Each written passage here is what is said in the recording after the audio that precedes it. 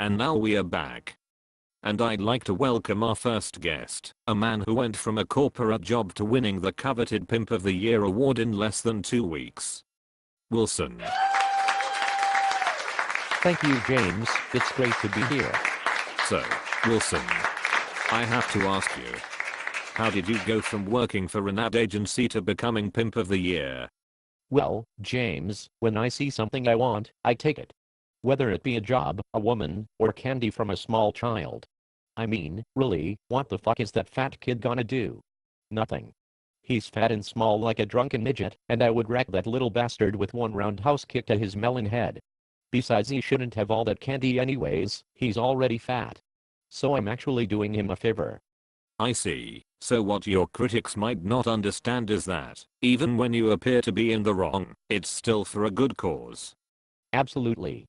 As long as that good cause is feeding me, or has a great set of titties. So, tell us about your past few weeks as a pimp. Well, it accidentally started when a fellow pimp stepped out of line. He's been a habitual line stepper, and I knew I could do a better job, so I decided to pull a hostile takeover and claim his bitches as my own. His hoes were running rampant, and needed to be put on a leash, so I took control of his stable, and got to work. I was like Caesar Millen the dog whisperer, but instead I was Wilson, the whore whisperer. I got inside their minds, and communicated to them, as if they were people instead of hoes. Wow, fascinating stuff. Please, go on. Basically, these hoes had to be housebroken, and retrained the right way. So I put them in crates in my backyard, until I could trust them in my house, and on my carpets. Eventually they came around, and then they were ready to set off into the wild.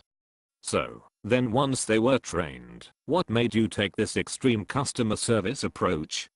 You see, James, this is a service industry, so if staying at a Holiday Inn Express makes you smarter, then fucking one of Wilson's bitches makes you a genius.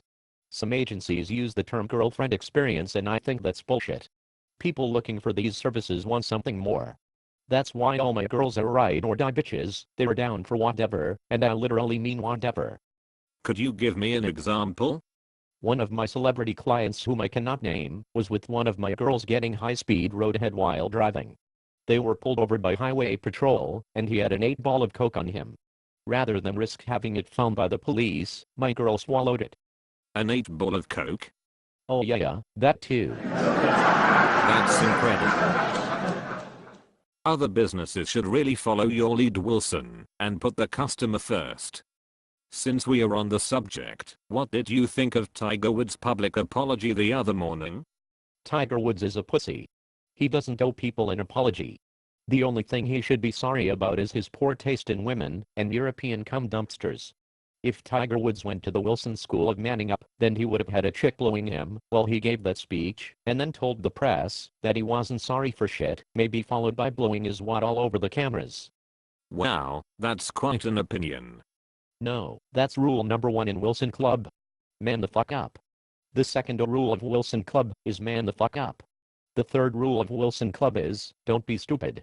The fourth rule of Wilson Club is, if someone gets in your face you slap the shit out of them. The fifth rule of Wilson Club is no guidos. The sixth rule of Wilson Club is pimps up and hose down. The seventh rule of Wilson Club is never fuck with a man's food, car, or woman. The eighth and final rule of Wilson Club. Fuck you, Connecticut. I see where you're going with this. Yeah, straight to the top, motherfuckers. Fuck yeah.